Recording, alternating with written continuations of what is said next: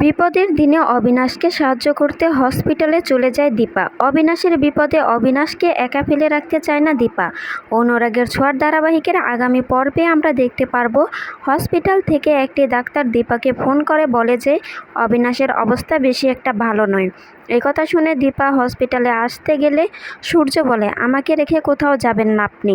তখন দীপা বলে, আমাকে যেতে হবে। অবিনাশের অবস্থা খারাপ শুনে দীপা সেনগুপ্ত বাড়ি থেকে সূর্যকে ফেলে ছুটে চলে যায় হসপিটালে অবিনাশের সাথে দেখা করার জন্য।